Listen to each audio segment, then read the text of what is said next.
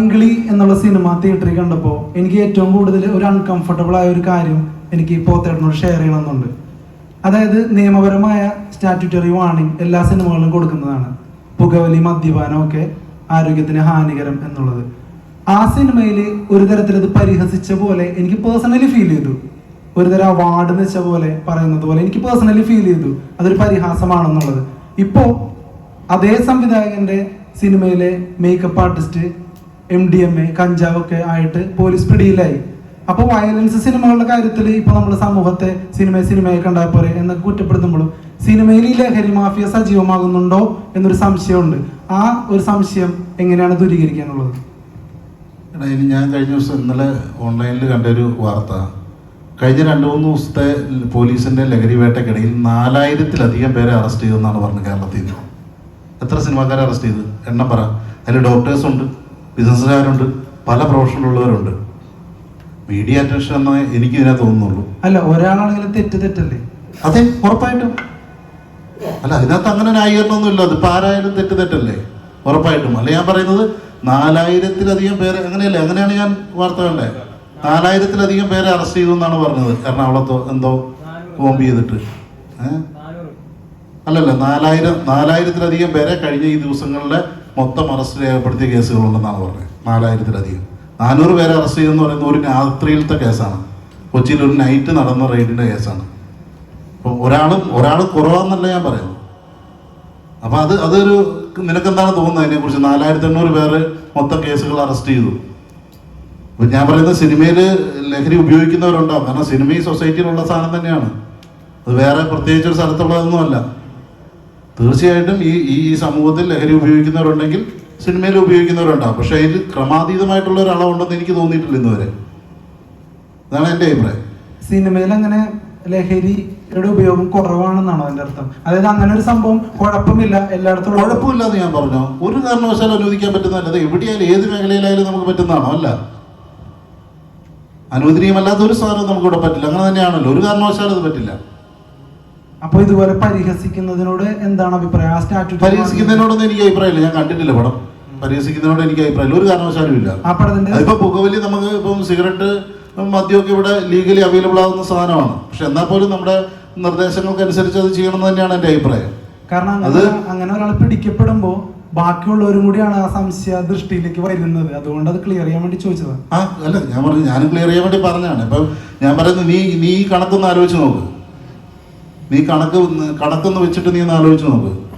കറക്റ്റല്ലേ? എനിക്ക് അങ്ങനെയാണ് തോന്നിയത്. എനിക്കിപ്പോൾ നീ ഒന്ന് ആലോചിച്ച്, ലഹരി ഉപയോഗിക്കുന്ന ആളുകൾ എത്ര നാൾ ജീവിക്കുന്നതാണെന്ന് നിനക്ക് മനസ്സിലായിട്ടുള്ളത്? എത്ര നാൾ ആരോഗ്യത്തോടെ ഇരിക്കാൻ പറ്റും? അത് എന്ന് പൊട്ടുമെന്നറിയാത്ത ബോംബ് പോലെയാണ്. സിനിമയിൽ എത്ര പേര് വഴിയിൽ ഇറങ്ങി പൊട്ടുന്നത് നീ കണ്ടിട്ടുണ്ട്? സിനിമയിൽ എത്ര പേര് പല്ലില്ലാതെയും ഇതുമായിട്ട് നടക്കുന്നത് നീ കണ്ടിട്ടുണ്ട് ലഹരി ഉപയോഗിച്ചിട്ട്? ഞാൻ പറയുന്നത് ഉപയോഗിക്കുന്നവരില്ല എന്നല്ല ഞാൻ ഈ പറഞ്ഞതിനർത്ഥം. ഉണ്ടാവാം, ഉണ്ട്. പക്ഷെ അത് അത്ര വലിയൊരു അളവാണെന്ന് എനിക്ക് തോന്നിയിട്ടില്ല. വലിയ ഒരു ഭൂരിഭാഗം ആൾക്കാരും ലഹരി ഉപയോഗിക്കുന്നവരാണെന്ന് എനിക്ക് തോന്നിയിട്ടില്ല. ഉപയോഗിക്കുന്നവരുണ്ടാവാം. കാരണം അത് സിനിമയെ പ്രവർത്തിക്കുന്നവരൊക്കെ ഈ സമൂഹത്തിന്റെ ഭാഗമാണ്. അതുകൊണ്ട് തന്നെ അപ്പോൾ എന്തായാലും ഇനി പൈങ്കിളി സിനിമ കാണുമ്പോൾ ആ സ്റ്റാറ്റ്യൂട്ടറി വാർണിംഗ് എഴുതി കാണിക്കുന്ന സ്ഥലത്ത് ഞാൻ ശ്രദ്ധിക്കാം. Okay, thank you.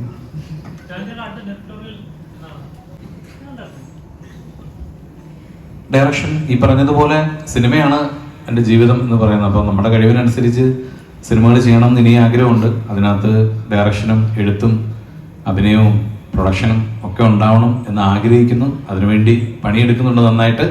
ഈ പറയുന്ന പോലെ അതിൻ്റെ ഒരു സമയം വരുമ്പം, ദൈവം അനുഗ്രഹിച്ച് അതിൻ്റെ ഒരു സമയം വരികയാണെന്നുണ്ടെങ്കിൽ അത് നടക്കും തീർച്ചയായും. Thank you so much.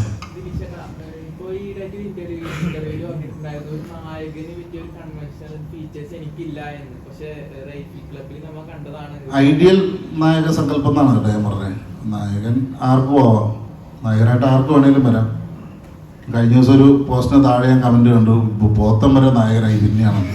അപ്പോൾ നായകൻ ആർക്കും ആവാം, അതിനൊന്നും പ്രശ്നമില്ല. ഐഡിയൽ ഒരു ഹീറോ സങ്കല്പം എന്ന് പറയുന്നത് നമ്മുടെ ഒരു തോന്നലുണ്ടല്ലോ. ഒരു നായകൻ ഇങ്ങനെയായിരിക്കണം, അയാൾക്ക് ഡാൻസ് കളിക്കാൻ പറ്റണം, അയാൾക്ക് അത് ചെയ്യാൻ പറ്റണം, അയാൾക്ക് ഫൈറ്റ് ചെയ്യാൻ ഒരുപാട് ക്വാളിറ്റീസ് ഉണ്ടാവും അങ്ങനത്തെ ഒരു നായകന്. ഐഡിയൽ കൺവെൻഷനുള്ള നായകൻ. അപ്പം അതിലേക്കുള്ള ഫീച്ചേഴ്സ് ഉള്ള ആളല്ല ഞാനെന്നാണ് പറഞ്ഞത്. അല്ല, ഞാൻ നല്ലൊരു ക്യാരക്ടറാണ്, ഞാനൊരു ക്യാരക്ടറായിട്ടാണ് ചെയ്യുന്നത്, ഞാനൊരു ഹീറോ ആയിട്ടല്ല അതിൽ പെർഫോം ചെയ്യുന്നത്. ഒരു പെർഫോമർ എന്ന നിലയിലാണ് ഞാൻ പെർഫോം ചെയ്യുന്നത്. ഞാൻ പറയുന്നത് ഒരാളെ നായകനാവാം, ഞാൻ ഐഡിയൽ സങ്കല്പത്തിൽ എന്നാണ് പറഞ്ഞത് കേട്ടോ. അത് ക്ലിയർ ആയിട്ട് വായിക്കണം.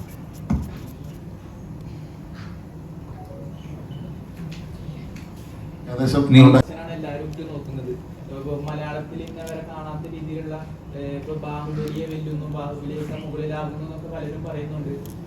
മലയാളത്തിന് ബോക്സ് ഓഫീസ് ബൗണ്ടറി പുഷ് ചെയ്യാനുള്ള ലെവലിലേക്ക് എമ്പുരാൻ വരുന്നു തോന്നുന്നുണ്ടോ? ഉറപ്പായിട്ടും ഓരോ സിനിമയും വിജയിക്കണം എന്നാണ് ആഗ്രഹിക്കുന്നത്. എനിക്ക് തോന്നുന്നു ഇത്ര വലിയ ബഡ്ജറ്റിൽ വരുന്ന വലിയ പ്രതീക്ഷകളുള്ള സിനിമ എന്നതിൽ തീർച്ചയായിട്ടും എമ്പുരാൻ എന്ന് പറയുന്ന സിനിമ ഇവിടെ വിജയിക്കേണ്ടത് ഇൻഡസ്ട്രിയുടെ ആവശ്യമാണ്, നമ്മുടെ ഓരോരുത്തരുടെ ആവശ്യമാണ് എന്നാണ് ഞാൻ കരുതുന്നത്. ഇപ്പം ഒരു ഫിലിം മേക്കർ എന്ന നിലയിൽ എനിക്ക് നാളെ ഒരു വലിയ സിനിമ പ്ലാൻ ചെയ്യണമെങ്കിൽ നിലവിലുള്ള വലിയ സിനിമകൾ വിജയിക്കേണ്ട ആവശ്യകതയുണ്ട്.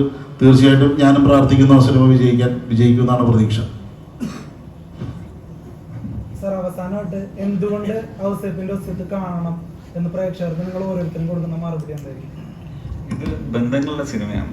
ഓരോ ഫാമിലി റിലേഷൻഷിപ്പ്, ബ്രദർഹുഡ്, അച്ഛനും മകളും തമ്മിലുള്ള ബന്ധം, ഭാര്യയും ഭർത്താവും തമ്മിലുള്ള ബന്ധം, ബന്ധങ്ങളെ കുറിച്ച് സംസാരിക്കുന്ന ഒരു മനോഹരമായിട്ടൊരു സിനിമയാണ്. അതുകൊണ്ട് തന്നെ എല്ലാവരും കണ്ടിരിക്കണം എന്നാണ് ഞാൻ പറയുന്നത്, അതും തിയേറ്ററിൽ തന്നെ.